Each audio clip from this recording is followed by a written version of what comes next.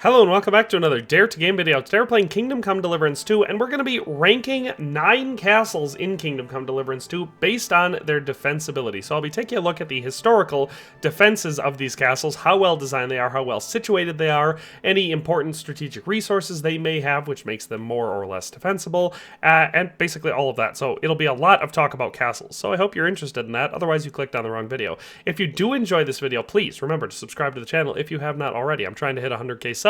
And about 92% of the return viewers on my channel are not subscribed, so you guys could help me hit that really quick. But with that being said, this is going to be a long video, so strap on in. And we're just going to dive on into it with number 9. So starting us off at number 9, we probably have the one with the most contention, or at least it was for me, just including it at all. And we have a castle in the little town of Pschitoky, I believe is how you pronounce that, or Pschitoky, I'm not sure. But it's not far from Kuttenberg, so it's in the Kuttenberg region of the game, right in this little village. So this one is under construction, which by default makes it the worst because it is not super defensible. There are other problems, even if it was completed, and I can tell the basic design of it based on what is already completed, it still would not be that good. So our first major weakness for this one is it is right inside of this little hamlet. That's not super uncommon for medieval castles, but it's almost never a great spot to put one because it allows enemy troops to get right up to your castle before you're able to do anything about it because they have so much cover. And so that's the first problem we have. The other one being just the terrain. So generally speaking, everything up in the village slopes down towards the castle, which for weather reasons and other logistical problems is not a good spot to put this castle. And of course the other part being it makes it so someone holding the high ground using this cover has an advantage over you in the castle because you're on the low ground. Other than that, you can see our sight lanes are not great for this castle. Just outside it to the right here, we have wood cover, I would say 50 to 60 feet from your exterior palisade wall. That's not good. That would allow a significant force to get right up next to your castle before you even notice them. Not a great spot for it. You'd want to clear those trees for sure if you insisted on having your castle here. Outside of that, the design is very rudimentary. Now, if it were completed, it would still be better than a couple of the other ones we're going to look at, in the next couple places, because we do have this outer palisade wall. If we assume that this outer palisade wall is going to have elevated platforms, so it would work as a fortified battlement, then that's not bad. We obviously have an outer curtain wall, which is a good step, and makes the interior castle that much better. And assuming that it's going to go all the way around, it would be decent. So if we have elevated battlements on them, and we see a ditch here, it's possible there's an intention of flooding that into a moat. That would make it even better. Having a moat between your outer palisade and the inner castle is not universal, but it is quite common for medieval castles, and it would make it hard for anyone that managed to breach the outer palisade to then try to get into the castle, because anyone in the castle on the interior battlements would be able to fire at anyone on the outer battlements, and they'd have to try to get down from them through a potentially deep and dangerous moat, and then try to get up into the interior castle. So it makes it much easier to defend. Once we get inside the castle, or the castle walls on the outside, we see some more problems with it. So this is obviously something being built by probably a wealthy burgher or lower nobleman, because you can see it's not great. It's more of a fortified manor home, but by the definition of what is a castle, it meets it, because the definition of a castle is a fortified personal home built between 500 and 1500 AD. So this definitely qualifies for that. These walls do not appear to be designed with battlements in mind. You can see we have flat tops on them in the spots where they are completed. They're not very thick. A good defensive outer wall for a castle, 2 men should be able to walk abreast on it. That's about how thick it should be at the top, and obviously at the base it should be considerably thicker. These walls, however, are about 1 man thick, and they look to be straight up and down, so not great. They would not withstand a lot of punishment from a trebuchet or even a large catapult, so not the best walls there. And they're also not tremendously tall, and like I said, we're having no battlements. So our front gate here is a decently thick looking reinforced wooden gate, which would keep out criminals, wild animals, small non-determined bands of bandits, but not really anybody with any intention of actually getting in. There's no gatehouse, there's no drawbridge, there's no portcullis, no murder holes, no battlements from above, nothing to defend this gate. It's just a gate that you'd be shutting and waiting until someone busted through it. Assuming this outer palisade would have its own gate, this would be your second line of defense, but if it doesn't, this is your first line, and it's not a great line. Once we get inside past there to the keep tower is a standard-looking tower for this region and time period. We have a single door to get yourself into the main keep. There's a door that gets into the basement, but there's no way to get from the basement to the upper levels, so that door doesn't matter. This one up here, you have to try to get up and around on this short walkway, making it difficult to beat your way through that reinforced wooden door with hammers or axes. So itself is a decent building for locking yourself in, but again, not for defending yourself. You can see we have windows and windows with shutters up top, but there's no battlements, no arrow loops, no overhanging ability to drop anything.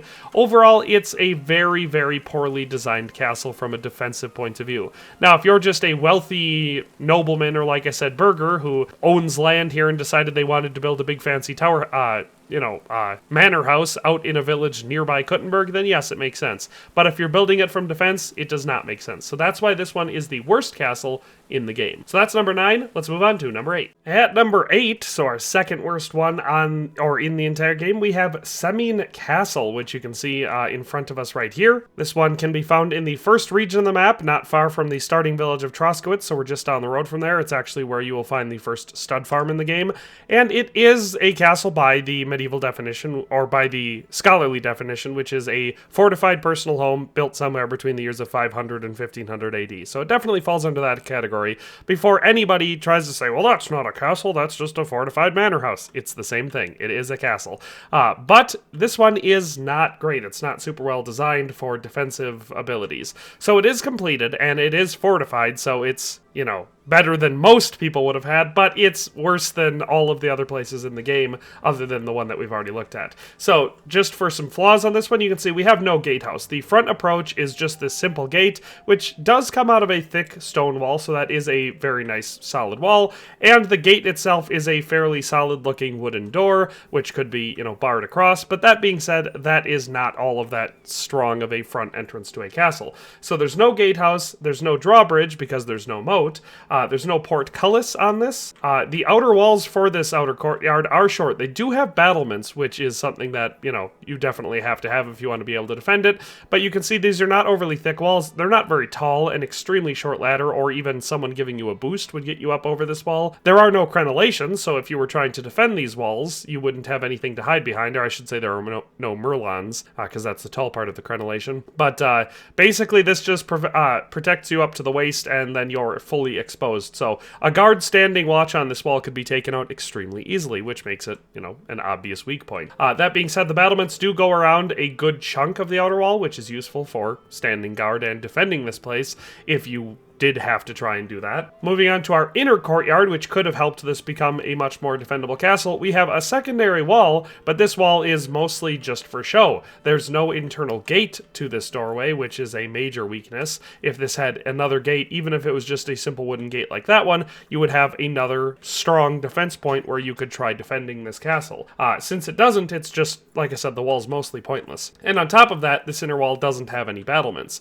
So you can see we have battlements up there between the two buildings of the inner keep, and these are actual battlements, so we actually have arrow loops with the angled sight lanes, and that's not bad, but the whole rest of the castle doesn't have anything like that. So overall, just not that great of a castle, realistically speaking. It does meet the dictionary definition, but it's not very well designed for actual defense. This would be more than enough to keep out wild animals, petty criminals, and maybe, if you had enough people guarding it, small and not very determined bands of brigands or raiders. But with that being said, if you were trying to withstand against even a small force of armed and experienced knights or men-at-arms, or even a band of determined bandits, this would not be a very good defense. The inner keep is a nice strong tower with a narrow approach, so if the lord and his family and their couple men-at-arms had to barricade themselves inside there and wait for reinforcements from Trotsky, it wouldn't be that bad, because you do have reinforced iron doors on it, and it has a narrow approach that would not allow for a battering ram,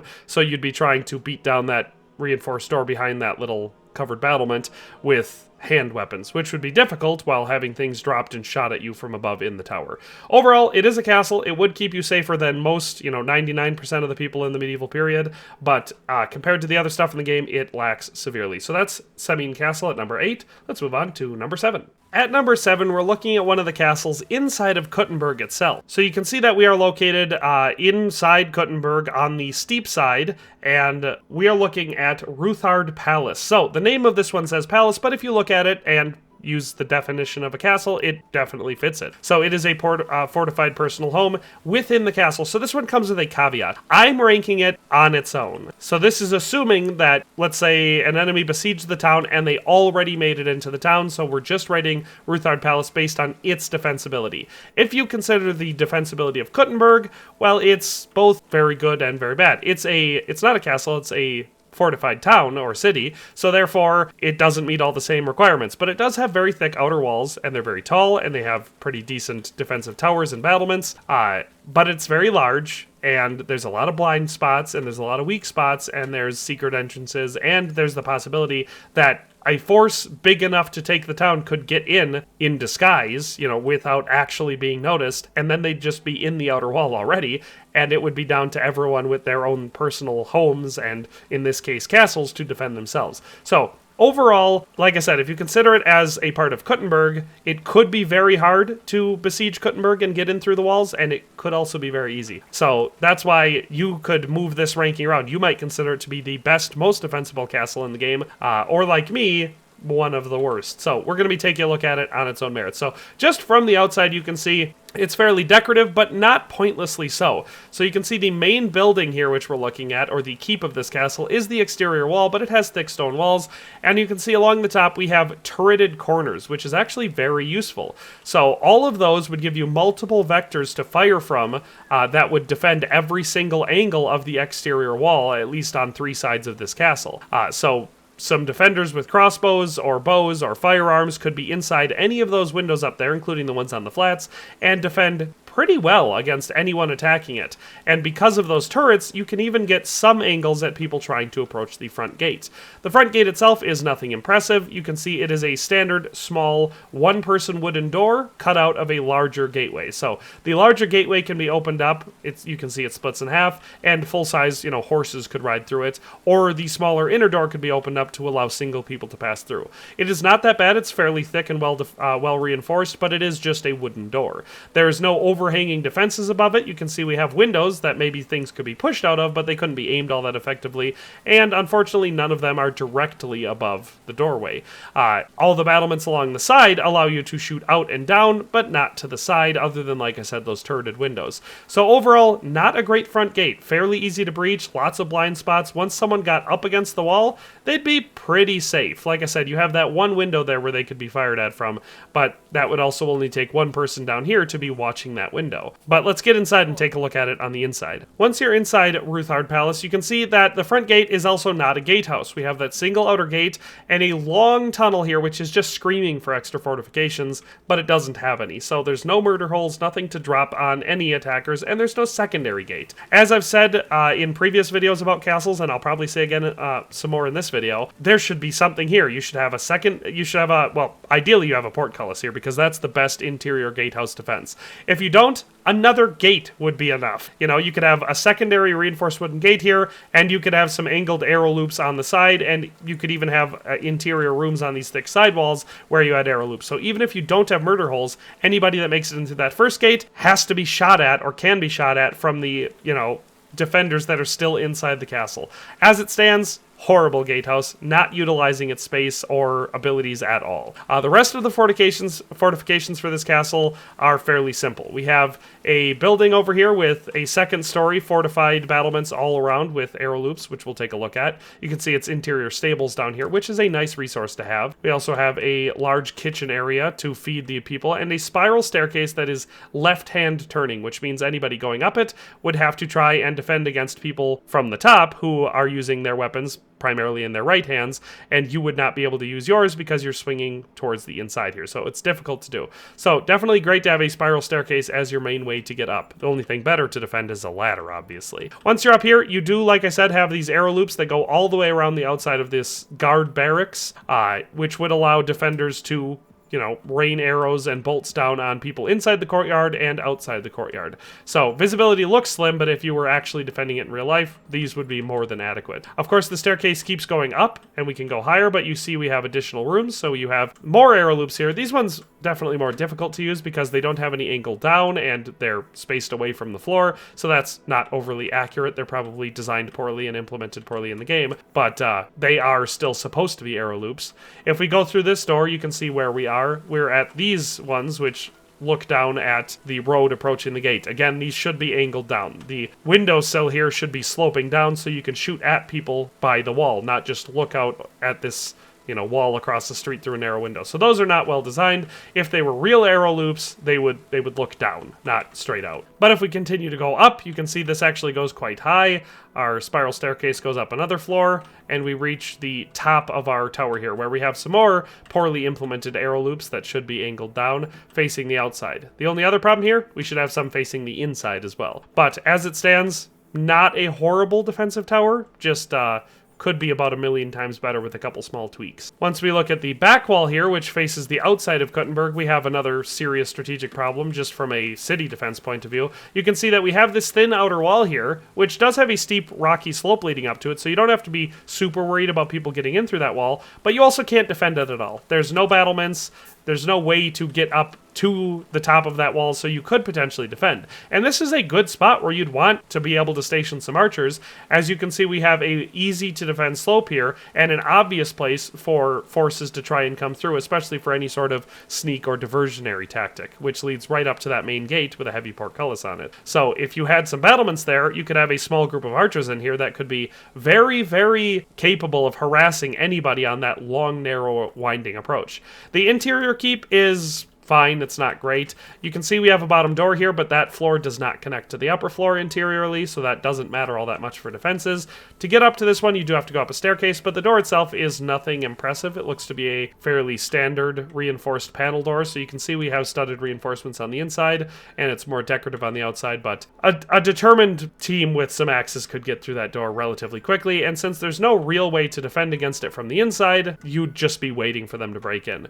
Once you get inside, you don't really have that much more in the area of defenses. Like I said, we have these corner turrets that allow you to shoot down at various angles, protecting, quite a few different areas, so those are useful. But other than that, the interior defenses of the keep of Ruthard Palace are not all that impressive. So that's all of those reasons are why this one takes the number 7 spot. Like I said, if you consider the entire city of Kuttenberg as the outer defense for this one, it gets significantly better, but as it stands, number 7 is where I think it belongs. Let's move on to number 6. Coming in at number 6, we have Nabokov Castle, or Nebokov Castle, I'm not sure which one it is. But it is this one that is referred to as a fortress in the game, but again, by our definition, a fortified personal home built between 500 and 1500 AD.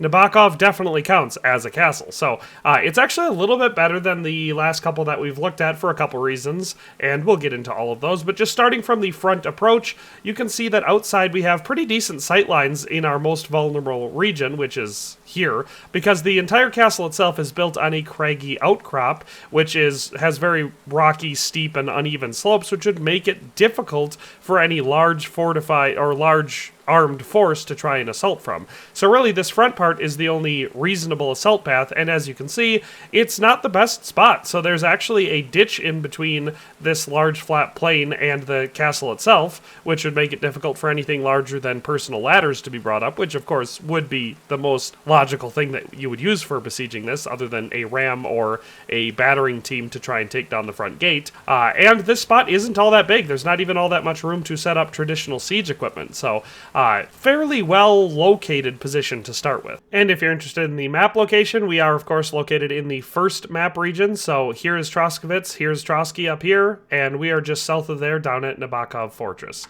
So as far as anything else, what got this its lower ranking, considering it does have a good location, quite a few things. It's obviously very rudimentary, which is probably the largest thing, but if you go up to it, like I said, we do have this ditch here, but that's pretty much it, other than, like I said, the natural defenses. because of the fact that it was built on this outcrop here. So you can see these sides would be extremely difficult for any large force to assault. It would not be that difficult for a small team to infiltrate through a lot of sections along the palisade, and we'll look at those as we go along. But any large force would have to come from this side. That's just the geography of the location. Aside from that, though, we do have a lot of things missing. We, of course, don't have any sort of a moat, because it would be difficult to do that here. Our gatehouse, which is set off to the side, which in this instance is good, because it allows defenders on these battlements to fire down at anyone approaching this, gatehouse. And it does have a rudimentary gatehouse, unlike a lot of the castles on this list. So we have a fortified battlement up top with arrow loops to shoot through. We have front-facing small murder holes, and then we have a large murder hole directly in front of the very simple wooden gate. So as is done in the mission in the game where you play in this castle, you can drop down rocks and other things on the people assaulting the gate. So if you have people defending it, even though this is a very simple one-tiered wooden gate for a gatehouse, you can easily defend it. That being said, it would be a lot better if that door was here and there was either a second door there or a portcullis or something else there, because then you'd have a full gatehouse. You'd have one gate to defend here, preferably with murder holes on the outside above it, and then you'd have a second gate that they'd have to get through once they broke through that one, which that two-tiered defense system alone would make this a lot better of a castle. But as it is, the rudimentary gatehouse is a lot better than a place like Semine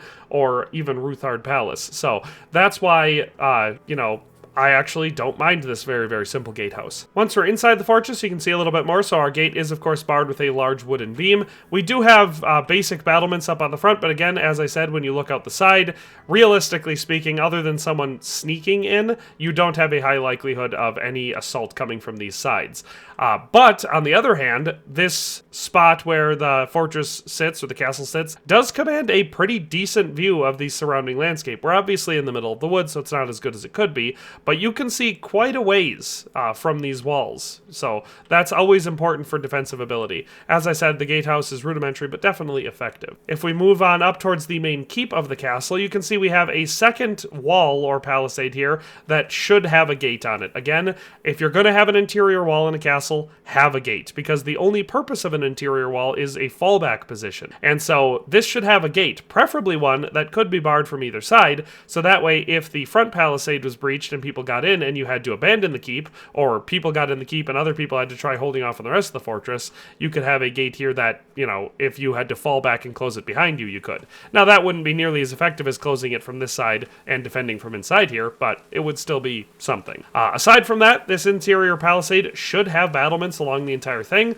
because if you did have a gate here and you were going to defend against people who came in the gate, you'd want to be able to actually shoot down at them. Aside from that, though, the front battlements are pretty standard. They give you a decent height advantage over the enemy, especially having to come through the stitch, and they have crenellations allowing you to take cover and fire, making them far more defensible than anyone that's located on the ground outside. And they do wrap all the way around, allowing you to, as I said before, defend the approach up to the gate. So fairly good defensive battlements on the outside palisade here. The tower itself, which we cannot go into, because we're past there in the story, is a decently defendable tower. It commands a view of the entire fortress interior and the exterior around it where any assaulters would be. You have wraparound battlements on the top with arrow loops to allow you to shoot through, and you have a fortified iron gate, which could be barred on the inside and would be tremendously difficult to break down from the outside, because space-wise there is no ability to get any sort of a large ram or anything in there. So again, you'd be doing it by hand or trying to blast it open.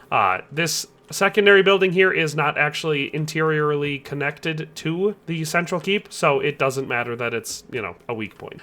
For the rest of the fortress, we do have a secondary gate here that at one point in the story is closed, so despite the fact that you cannot see a door on it now, there is a door here sometimes during the story, and there obviously should be, because once again, you have a defensible position up here for just in case anybody is able to get in down below, which is what you want on a tiered fortress like this. Other than that, you can see that the earthworks come right up to these short walls. So this is the problem. This is the main weakness with this fortress, is that if anybody does manage to scale these rocks, they can literally step over this wall and they're in the fortress. It would take no equipment at all. And that is true on both sides. So that is the main weakness of this exterior palisade wall. wall. Having this nice long approach is good because if somebody got in from the bottom and they had to take it to the top, you'd have a long distance to kill them before they did. Here we have another wall where there should be another gate, because that would just be another layer of defense, and more palisades. As we get closer to the end, some of these walls fall off steeper to the sides.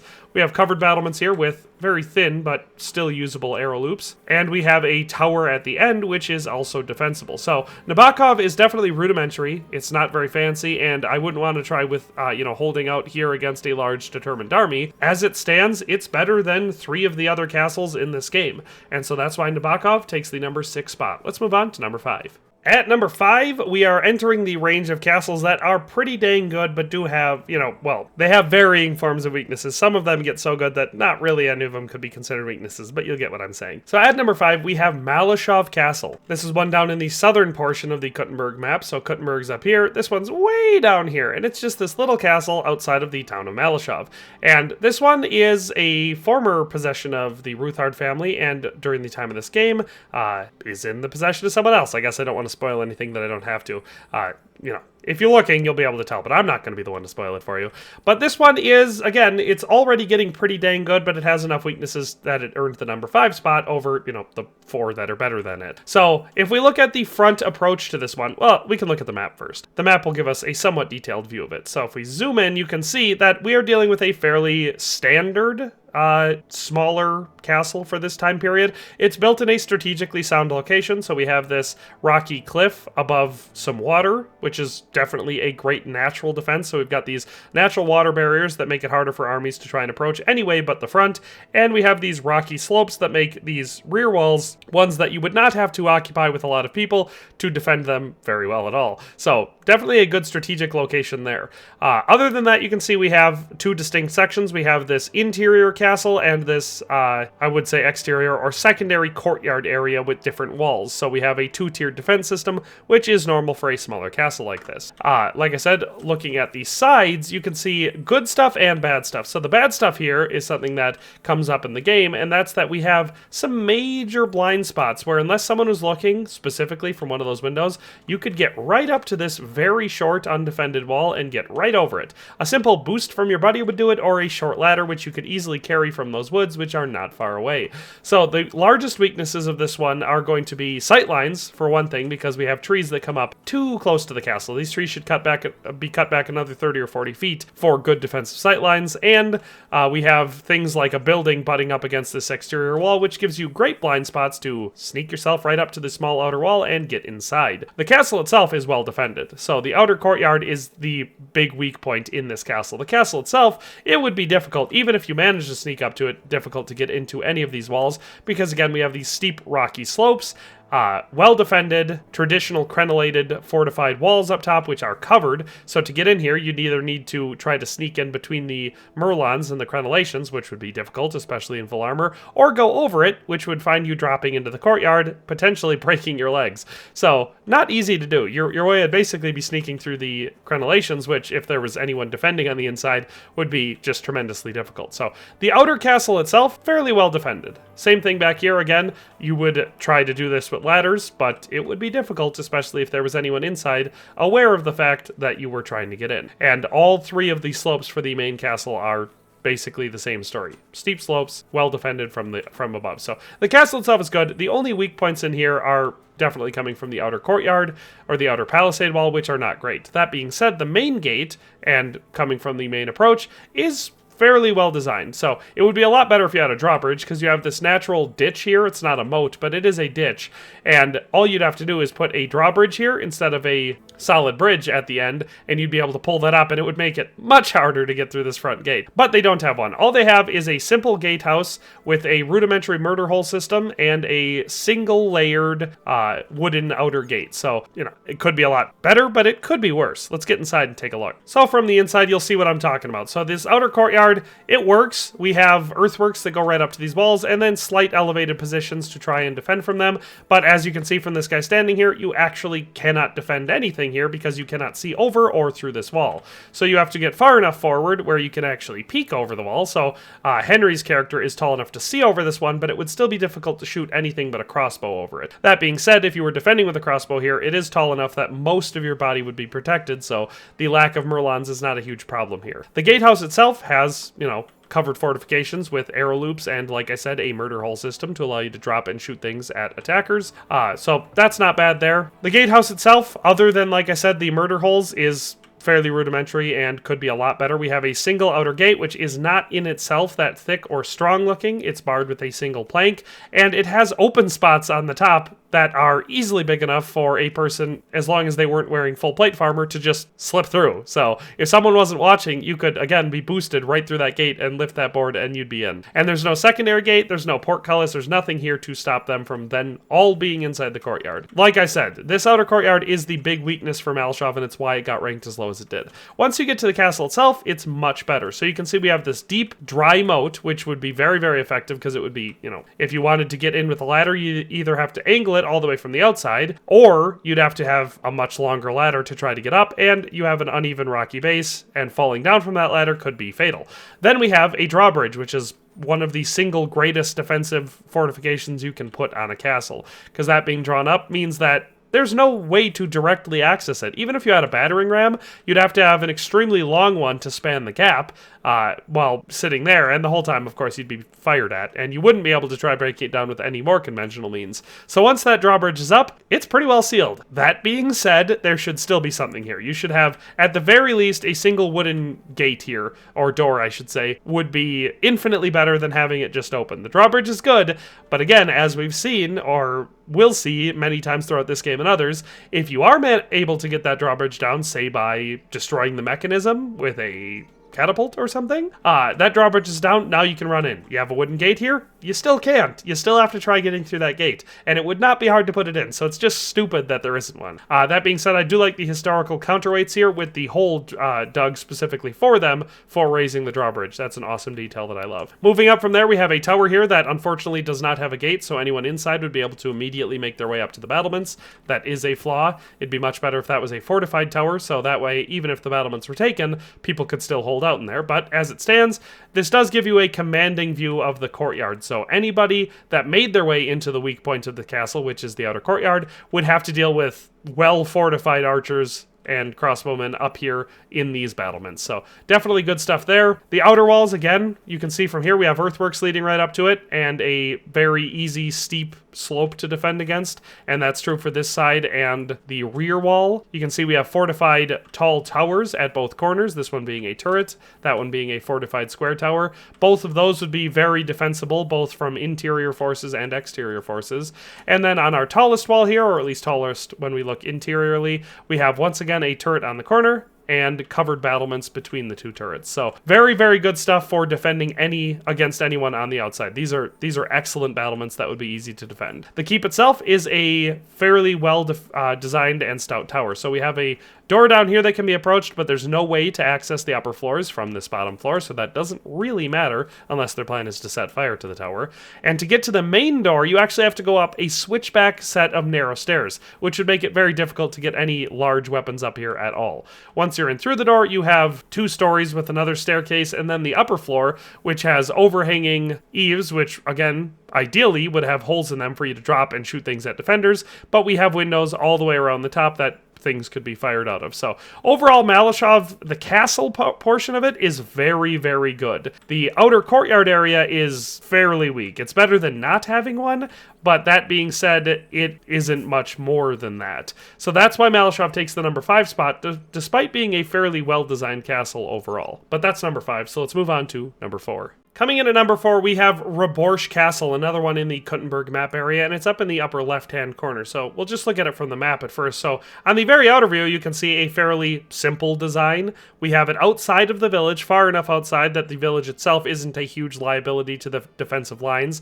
It's close enough that, obviously, if I was an attacking army, I would move into the village, kill or drive out the villagers, and I would set up my siege camp, at least partially, inside of the village, where you have, you know, a ready supply of buildings and fortifications to defend yourself within. But for the castle itself, fairly simple and standard design. You can see we have an outer palisade wall, an interior moat with a narrow bridge leading up to it, and then a fortified single square manor house with a separate keep at the rear. And that is, of course, elevated above the outside because of our moat. It's very simple, it's very basic, but it's also very good. This is a solid design, and we'll see more of that as we get in. There are weaknesses, a very notable one that drives me crazy because it doesn't make any sense at all, but the rest of them are all fairly bog standard for something, you know, small and obscure like a tiny little fortified manor house like this in, you know, some little hamlet way outside of the major city. That being said, let's dive on into looking at these different fortifications. So from the outside approach, you can see it's actually colored, which I like. If you look up close, it is, in fact, stone, but it must be some sort of washing other than white to give it that red color, which I like because it's unique. But if we follow the main approach, the road leads right outside the outer palisade wall, and you can see from the outside that the palisade wall is studded with arrow loops. So presumably, those are meant to be defended. The major problem with this castle is right here. So we've got this moat. Moat is great. We've got this outer palisade wall with earthworks leading up to it.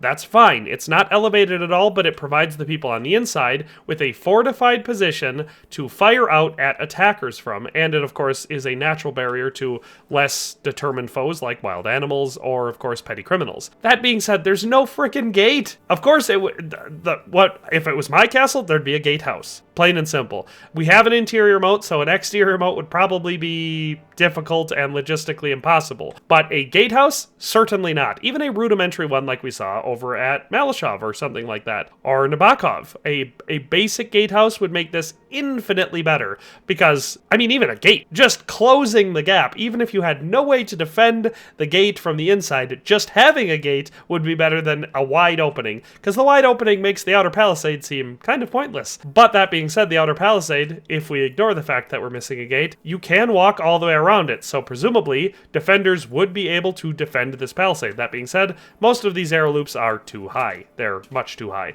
It would be fine if you then had some battlements up to them, because then you have an elevated position against the people outside, which is automatically better than being on level ground. But as it stands, they're on level ground, and you cannot possibly shoot out of these in any meaningful way. That being said, you can make your way on a walkway all the way outside this palisade wall, you know, around the entire circumference. And as you can see from the outside, the moat is well done. It's deep, it looks nasty, so you would not want to get wounded in there, because even if you made it through, you'd almost certainly get sepsis. But it's a deep, wide moat, which is exactly what you want. And you have rocky crags on the other side, so even if you made it to the other side, it would be difficult to find purchase on that. And then once you did, then what? You're going to climb those steep, smooth walls? I don't think so. So definitely a great interior defense to have this palisade wall with an interior moat. Again, as I already said, the only major weakness with the exterior wall is, of course, the lack of any sort of a gate at all, which is infuriating. But that's it. Once we get from there, it's just super strong, great, well-designed small castle house. So we have a narrow wooden walkway with the moat on either side and below it, so that way you would not want to be on here, especially in plate armor, because if you were trying to approach this, you can see we're going to have defenses to overcome, and you have withering fire from above and both sides, and on top of that, if you fall off the bridge, you're at the very least going to be slowed down enough that it's going to be really hard for you to not get killed, and at the worst, you're probably going to drown. Not a position you want to be in. But once you get across this wooden plank bridge, we have a drawbridge, which, as I said at Malashov, is the single best defense you can have at the outside of your castle, because once that's drawn up, there's no way to physically reach it. You could try scrambling across, maybe making your own bridge, but you're trying to beat through a wall then. I mean, this drawbridge doesn't look all that robust, but still, it's not even a doorway that you can bust in. You're just breaking through the boards, or trying to. And once you get through that, this castle actually has a gate behind it, which is exactly what you want. You can see we have a split large gate, large enough for horses or even wagons to pass through, but a small single door for just single people to be allowed through. So, as far as a rudimentary manor castle from the countryside goes, extremely well-designed front gate. Again, the only glaring flaw is the fact that our secondary wall doesn't have even a door. Once we're inside Reborsh, you see it is very, very standard. So we do have our gatehouse here. Again, frustratingly, there's nothing on the inside. You want to make this a perfect gatehouse. You have murder holes along the entire inside. You have arrow loops to fire at people that come on the inside. And you have a portcullis here, and there's more than enough space for one. There should definitely be a portcullis here. If there's not that, again, just another door would be so much better than nothing. It doesn't take much to make it 100 times more defendable. The door itself looks nice and sturdy, reinforced with cross braces, bolts, and, strong iron hinges, so nothing bad there. Would be much better with a portcullis here. From there, we go up to above the gatehouse. You can see, like I said, we should have murder holes in here. We don't. We definitely should. And realistically, there should probably also be arrow slits and an overhang on the outside to allow, to defend against people that are trying to get in through it. The only way to get up to the battlements is through this staircase along the main keep. The main keep itself has separate doors which are reinforced and studded, so they would be difficult to get through.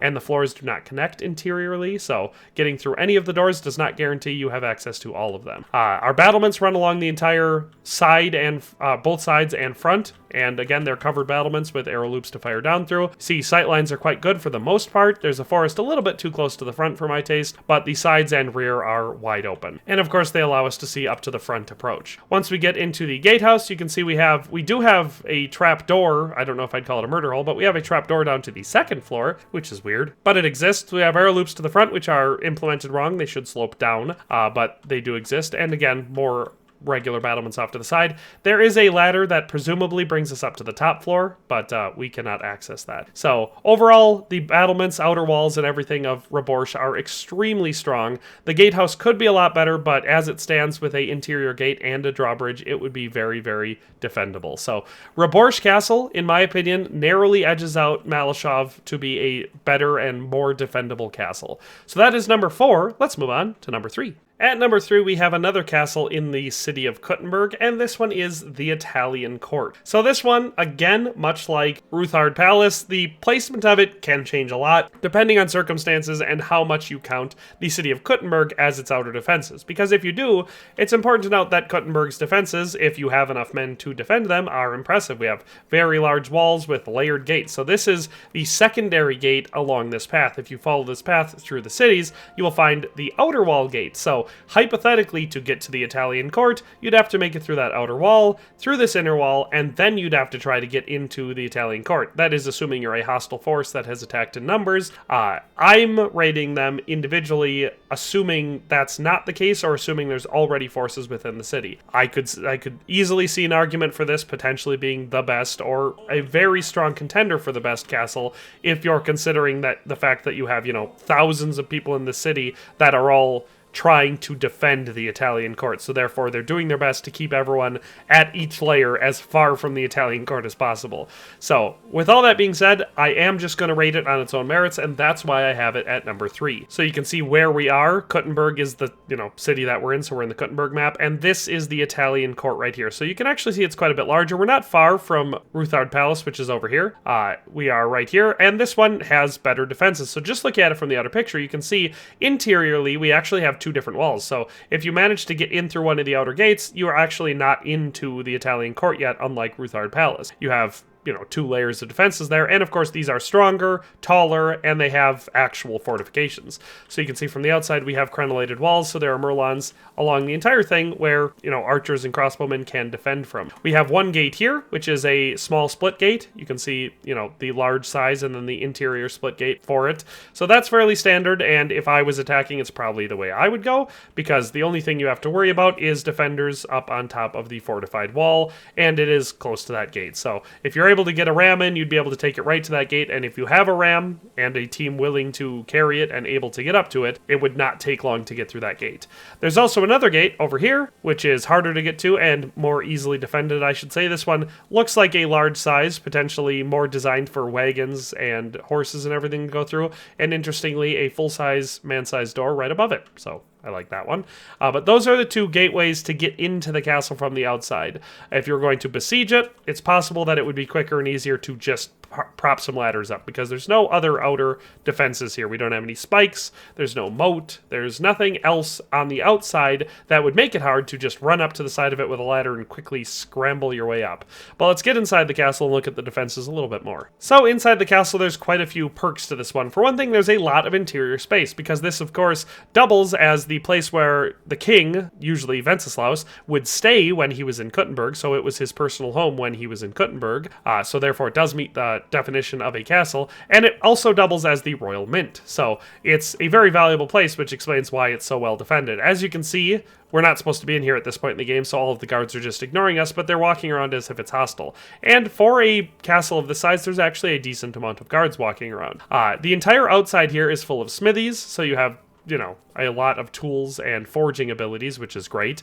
And for the rest of it, you just have a lot of housing and storage space. So strategically speaking, that's all very good. We also have a large well, or something in the center. I thought it was a well, but maybe it's just a spot to use water for quenching or something, because it's full of leaves, but it is underneath the tree. But we're going to call it a water source, which is very important for castles. I have not pointed it out for some of the castles we've looked at so far, but the better ones do have wells on the inside, because if you have a castle and you need to rely on either stored water or outside water sources, that is a huge strategic weakness. But just going up to our front gate, you can see that both of those exterior gates open into, or any of the exterior entrances open into this first layered walls. So you can see they are fortified. We have fortifications on them, which, as I already said, are standard and good enough. They offer plenty of defense for anyone standing up on them, but also great sight lines for the most part to take out anybody that is outside of the Italian court, all the way around the outside. So nothing bad about these fortifications other than the fact that, you know, they'd be better if they were covered. We also have some construction going on, which isn't ideal for someone defending it, but it is what it is. The only major weakness of these outer walls was something that I was looking at through these crenellations over here.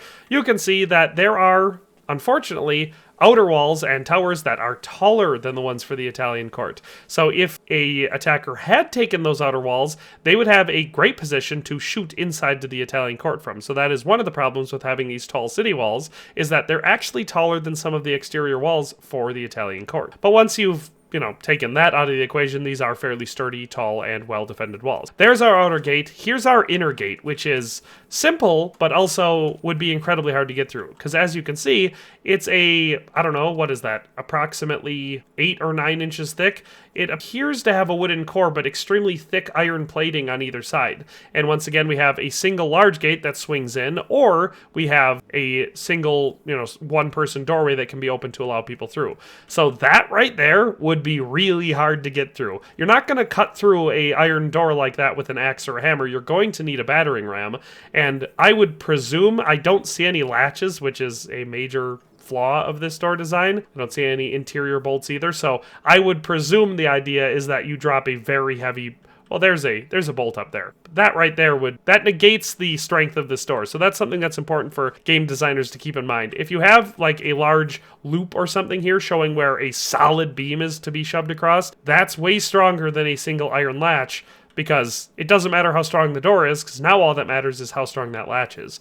But anyway, very, very strong door if we assume that the, you know, actual castle has better defenses than a single 1-inch iron bolt. That being said, obviously, as I've said before, since we have a tunnel, this should be a gatehouse. There should be murder holes, there should be an interior door, or better yet, a portcullis. But even though there's not, it's still fairly good. Once we get inside, we have these even taller walls with, once again, decent fortifications to shoot at people. You could still shoot at some people on the outside, but mostly this just defends that inner, or outer ring, I should say, and those outer fortifications. And all of the towers and buildings on the inside are the same. So they're very tall, they're well fortified, they have reinforced doors, and they have windows and arrow loops on the upper levels that can shoot down into this courtyard and shoot outside of them. So overall, it's obvious that this was designed for wealthy people and to defend, you know, Kuttenberg silver, which is very, very important. There's a reason the king stayed here. Super well defended. It would be really hard to take this by any way other than a ruse. So that's why the Italian court, despite its couple flaws and the fact that it is congested into the middle of a city, is the third strongest castle defensively, in my opinion, in Kingdom Come Deliverance 2. So that's number 3. Let's move up to our runner-up at number 2. Our runner-up at number 2 is, of course, the unassuming Pschitoky Castle. This one is, of course, in the town of Pschitoky, probably named after the castle. And you can see it's fairly far away from Kuttenberg. We're actually near where we enter this region of the map. So it is a small country castle, and for all of that, it's still very, very impressive. So you can see, just looking at it from the map, when we compare it to some of the other country castles, we have Malashov down here, which is quite small. We have Raborsh up here, which is quite small. And then we have Sukdol, which you can see could fit both of them inside of it. So it's smaller than a lot of the other stuff in this game, but quite large for a country castle. So, you know, impressive enough there. We have great sight lines on this one, as you can see from the terrain, and I'll show you more in detail when we're looking at it. Open fields all around, plenty of food supply. The town has lots of resources, but it's far enough away from the castle that even if you were to attack, take this, and set up your camp in here to besiege the castle, it doesn't give you a strategic position to strike the castle from. Placement and everything of the castle is quite good. As for the design of the castle itself, it's excellent. It's got all the good things about Malashov and Raborsh, but none of the weaknesses, honestly. So, you can see the design. We have a river flowing in, which floods our moat, which is excellent. We have an outer palisade wall, which is just a simple palisade around the castle, but on the outside of the moat.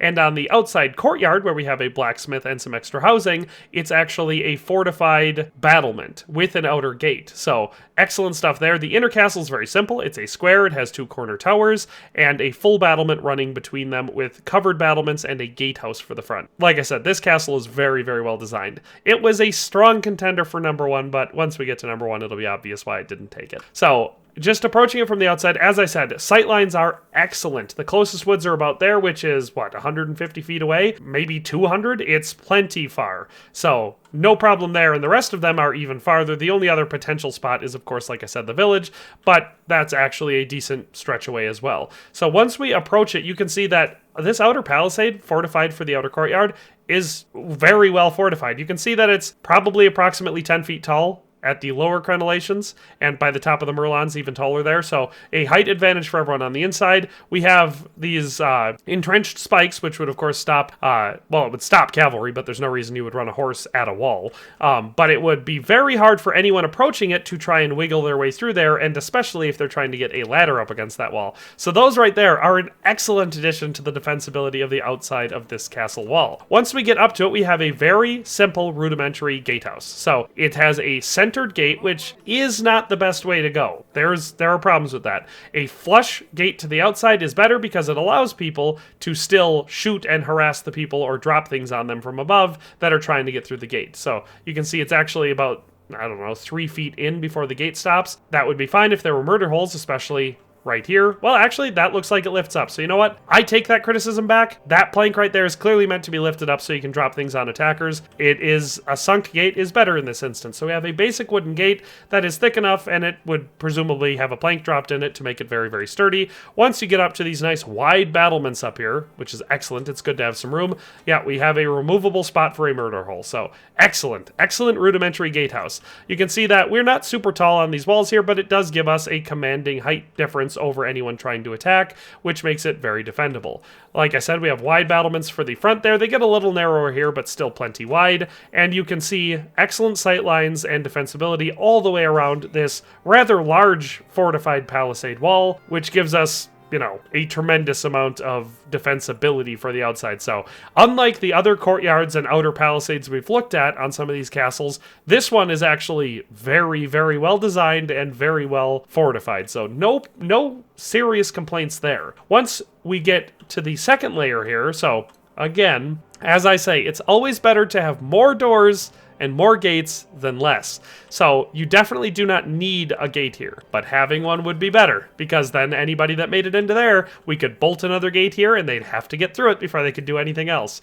But once they did, or they just walked through the open gateway, we once again have this interior moat like we looked at Raborsh. So this is a nice deep and very wide moat that goes right up to the castle walls, giving you no ability to try and set anything up there.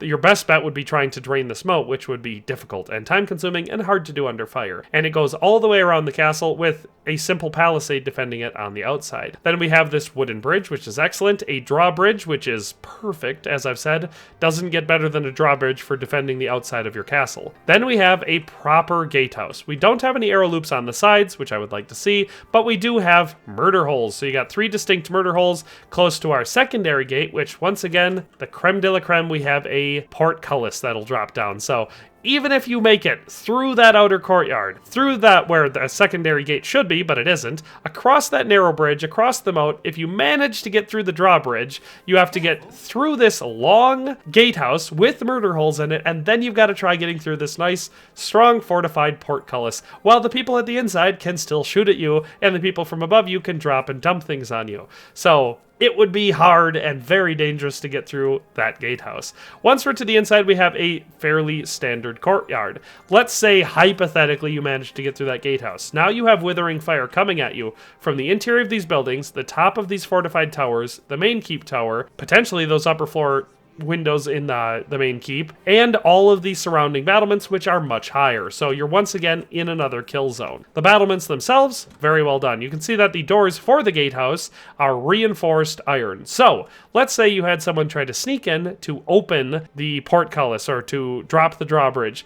They'd have to get through this. During a siege, this would be locked and bolted, and the people inside would have orders not to open it except to very specific people. So even if you had someone sneak in to try and open the gatehouse to make it easier, it would be difficult because there's no way you're going to quietly get through that door. But once we're up to the battlements, we once again see extremely well designed. So we have a height advantage that allows us to shoot anybody that made it into the courtyard, and of course anybody outside in the field, and the only place they could be safe is right on the outside of any of these walls. But sitting at those, they wouldn't be able to shoot at you. So you have a commanding defensive presence on top of these battlements against anybody trying to get in, because you can shoot right down to where the drawbridge ends, and anybody already in there, and anybody still out in the field. So very well designed, nice, sturdy, heavy battlements. And they have them on the front and the rear of the castle. So we looked at the front. Now, if we go to the rear, we have to get up there, and to try and, for anyone that makes it into the courtyard to get up there, they'll have to get through this fortified tower, which would, again, be difficult. But once we're up to the second layer of this tower, you can see that we can go out onto the battlements, and they're the same as the back.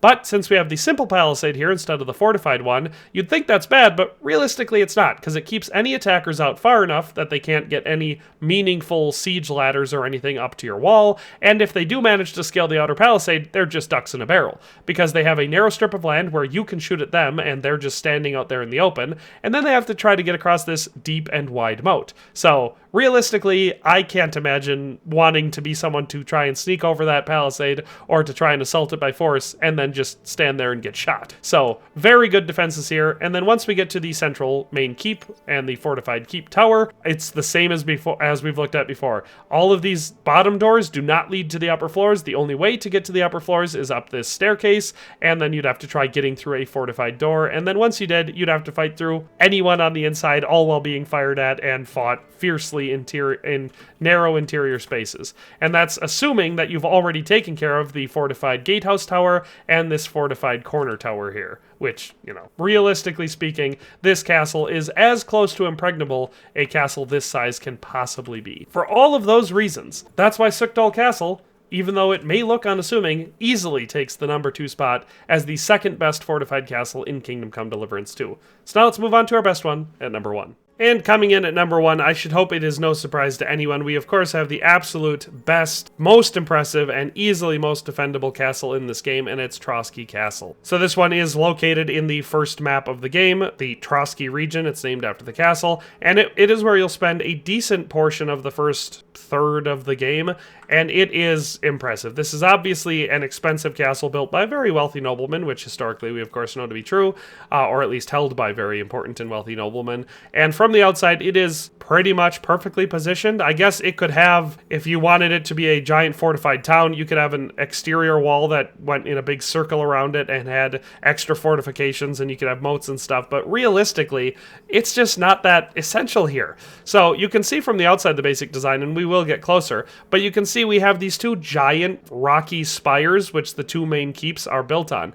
And that may seem weird, and it is, it's very unique. But having two distinctive fortified keeps makes it so much harder to take this castle. Because even if you got through all the defenses, and they're difficult defenses, and I'll show you them in detail, even if you got through all of them, you would not only have to try and get through one, but two very difficult to get into keeps. Now, this one on the right here is the more fortified of the two, but that one would also be difficult to fight your way through. And the whole time you were trying to get into one, you'd have defenders firing arrows, bolts, and potentially firearms at you from the other. So it's super, super well defended. So you can see this is possibly the most exposed side, and I'll go right up to the base just to show the scale. But you have this steep hill to climb, which would make any large-scale siege equipment extremely difficult to bring up. So basically you'd be limited to carrying extraordinarily long ladders and hoping that you made it up the hill, you know, wearing armor while being fired at from a lot of different angles.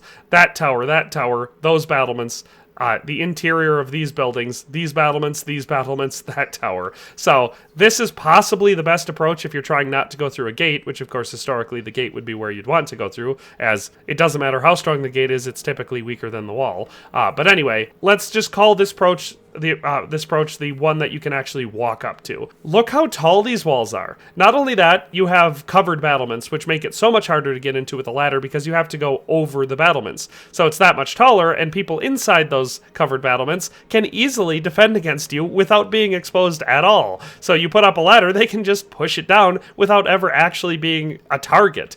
So this approach is essentially pointless unless you have siege weaponry, trebuchets, or a siege cannon or something like that you can angle up high enough and hit with enough power to take out these thick walls, in which case this approach, like I said, is probably the most practical. But if we're going to go through the conventional approach, it's going to be through one of two outer gates. And so this is our first outer gate, and you can probably tell just looking at it that this looks fairly well defended, and it is. We of course have extraordinarily thick stone walls with nice tall, again, covered battlements where we have arrow loops that have multiple angles of fire. So the entire approach to this gate, from when you enter sight and bow shot within, you know, a couple paces of that tree, all the way up to this gatehouse, you'd be getting fired at from multiple different directions. And once you got up to this gate, and we'll look at the gate, you would be underneath these battlements. Now again, realistically and optimistically, these should be sticking out a couple feet, so you have holes where things can be dropped or shot through, so anybody trying to get in the gate is still going to be in danger right here, even though, I mean, there are no arrow loops on the side of that, but there are some there. So I wouldn't want to be here trying to get through this gate, because look at this thick wooden gate. It's thick, studded, so it's reinforced. The only weak point, I guess, quote-unquote weak point, is the small personal door. Those are nice, though, because it allows you to close the large gates and keep, you know, the large opening closed and still let people pass through one at a time if you need to, but they do represent a point where if you were trying to beat through this with an axe, obviously that's the door you'd aim at. But from the inside, again, just look how thick those doors are. That would be hard to get through. From the inside, though, you can see we have a very traditional castle interior. We have battlements on the towers, so these towers can be locked and will always be a defensive point until you break into them. It's having a mini castle along your wall that is a sore point that if they don't take it before they move on, they're going to have people behind them able to shoot them and harass them as long as they want, or they'll have to at least leave people behind to keep them pinned up in there. So we have a reinforced tower there with battlements that go all the way around. Then we have covered battlements that cover the gatehouse. And again, as I said, from the inside, these give you a great ability to shoot and, you know, harass attackers for a very long period of time before they're able to put you at harm at all. And if someone does breach the gate, they can also be used to defend against people in the courtyard, because we have these back walls, which still give you some cover to, you know, cover and fire against the enemy. If we move along the battlements, you can see we have very thick walls. I would say 2 men could very comfortably walk abreast on these walls, making them more than strong enough to withstand quite a lot of damage from siege weapons. They're also decently tall. They're not crazy tall on this side slope. So possibly this might be the most logical approach if you were trying to take this castle, as opposed to the one I showed you at the beginning, because this is not that horrible of an approach. Obviously, if you've got defenders up here, I wouldn't want to be out on that field trying to get up here, but if you did, you know, a ladder over this wall would have you in. We do have another corner turret here, which once again gives us covered defensive spaces, and the battlements go along the entire interior of the wall. So once someone got in, they would have to deal with any defenders that were still in that fortified tower along these battlements all the way up this extremely long approach to the next layer of castle defenses. So you can see our battlements go all the way to this building here. But we have this long, narrow, circuitous path to lead up to the next set of gates that you got to try to get to all the time under the fire of all of these towers and walls. Our exterior walls here are pretty basic, but the approach to them does become very steep on the outside, and we have earthworks instead of elevated fortifications, so all the defenders would be able to just walk up through these to either see through or, of course, fire weaponry through. And they go along the entire length of the castle, as long as the outside approach is very steep and rocky.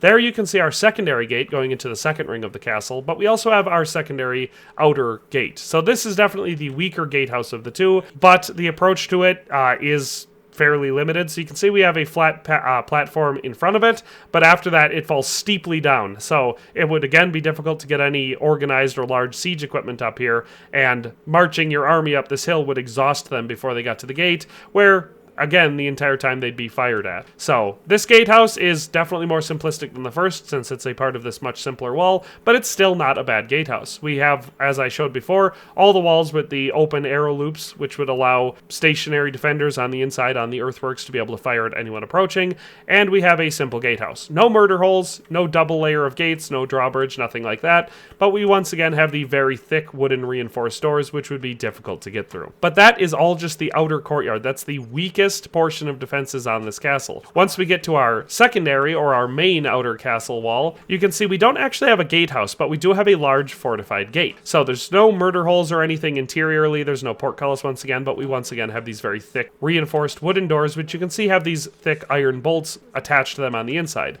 So you could of course brace these with some sort of large beam or anything, but those big iron bolts are built in, so there would never be a time where you're caught with your pants down, essentially. That gate could be swung shut and bolted in a couple seconds. On top of that, we of course have nice thick stone walls with solid battlements. We do have one entryway to the inner keep, which is a major weakness in the design of this castle. If this door wasn't here, this castle would be nigh impenetrable. I would give it that rating. But because this is here, you would never even try to get up through that other door, other than the fact that it wouldn't take many defenders to hold this door. But it is obviously the much easier access point. But moving to our battlements for this outer castle wall, we of course have traditional crenellations with, great lines of fire for the entire approach up to this castle, as well as tremendous sight lines, out to the countryside and the fields around it.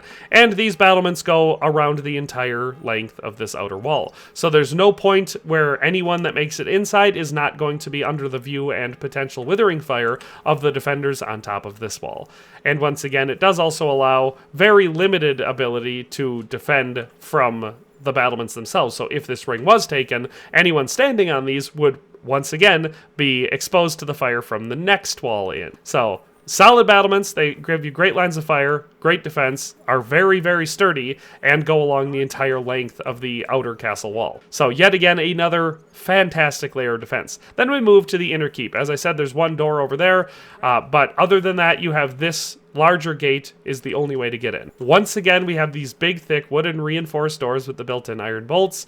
No gatehouse, no portcullis. I would definitely prefer portcullis here, just because they're like the ultimate medieval gateway defense. But overall, we have super-duper thick walls with a nice thick door, which would once again be really hard to take. And that just gets you into the interior courtyard between the two keeps. It's not even into the keep itself. So you have a fortified tower keep here, which has a narrow wooden walkway to get up to it, and then a reinforced wooden studded door up there, which you'd have to try to get through, all while being attacked. And the other way, we have even more defenses, because we once again have this steep approach up with a narrow gateway, which also can be bolted shut. We have another gate sitting here, and you can see a plank, which I assume would be designed to drop behind that gate. So that's why I said this side is the more defended of the two. Inside of there, we have multiple layers of defended fortifications, which you could use to fire down on anyone that got inside, and they also go along the entire exterior, so anyone defending this portion of the castle, assuming that gate hasn't been breached, would still be able to fire at anyone outside.